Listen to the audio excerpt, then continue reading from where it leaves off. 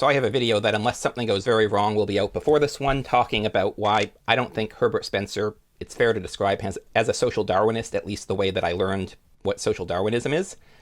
But I also mentioned, I think, that there is an interesting connection with Spencer to Friedrich Hayek and Thomas Sowell, so Hayek was the first of these three writers who I actually read. I read most of this book, The Road to Serfdom, and at the time I wasn't getting a lot of what he was saying. And another video I want to make is, like, if you read a book that is telling you something that is not in your frame of reference, you are often going to struggle to understand it and even understand what the argument is. And that was my case reading this book the first time, which was not even all that long ago, certainly less than 5 years ago, I think.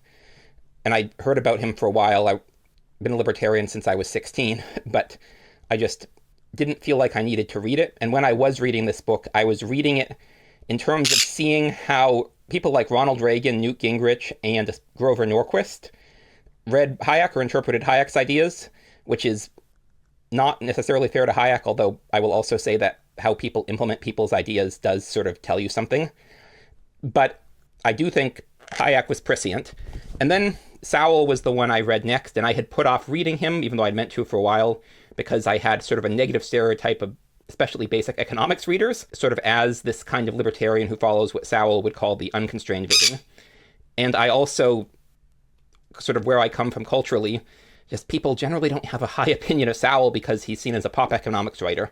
And so that's actually an interesting similarity. So when I read Spencer, this book hit me like a lightning bolt, and this is just selections from his wider work.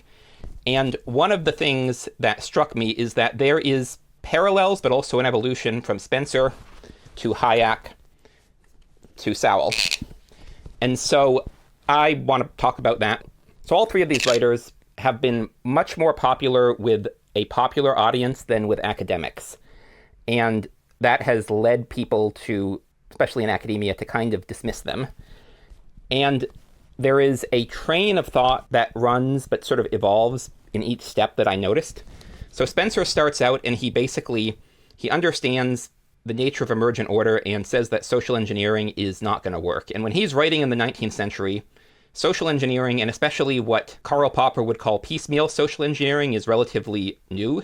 You have policies, but they're generally pretty openly to support various interest groups and less about we're going to actually engineer a better society. And social engineering really starts to become a thing in the progressive era in the 1890s to 1920s, and then really takes off in the New Deal and with the rise of the managerial state. And so then along comes Hayek, and by this point, by the time Hayek is writing, you are seeing the rise of piecemeal social engineering. You've had one round of it in the US and I think Britain, certainly with the US in the progressive era, and you're seeing a much more comprehensive program in the New Deal. And Hayek is basically saying that the distinction Karl Popper draws between utopian social engineering like Marxism and the piecemeal social engineering of the welfare state sort of New Deal approach are going to lead you to the same place. It's just going to take longer. And that's basically the thesis of his book. And like Spencer, he was popular in his time.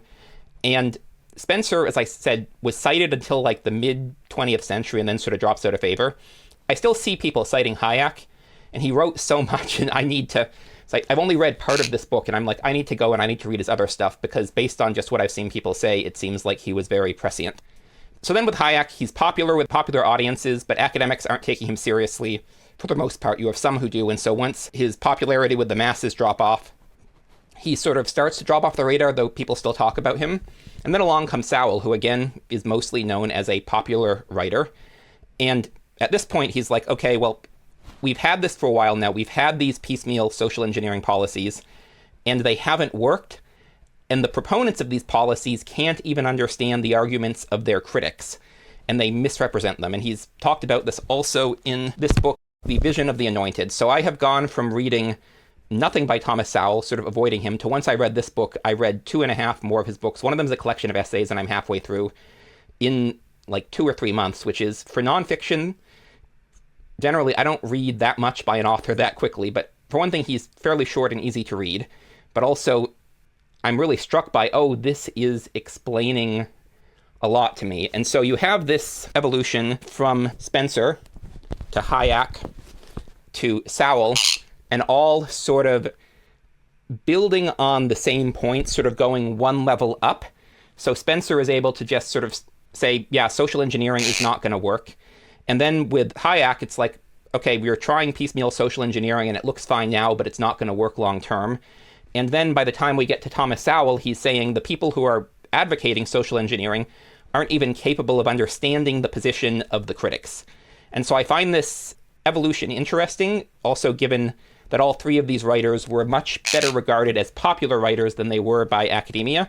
And I am very much someone, I don't have a high opinion of most academics having been in academia, and also just looking at the people that academics find useful versus the masses find useful, because the masses are concerned about problems in the real world, and the academics tend to be concerned about ivory tower problems that are basically status games for promotion. And not all of them. There are some good academics who have done great work. I mean, they're the ones where I learned about Hayek and Spencer from, but it still tends to be that the writers who are writing for a popular audience, I think, are more useful for me as someone who is not in academia trying to play ivory tower status games, which that was not why I didn't get my PhD, but that is why I knew I did not want to be in academia as I was trying to get my PhD, and why I'm never going to go back, even though certainly credentials could be much more useful to a contemporary employment path. But anyways, thanks for watching. I'm Magpie, this is Leela, and I'll see y'all in the next one.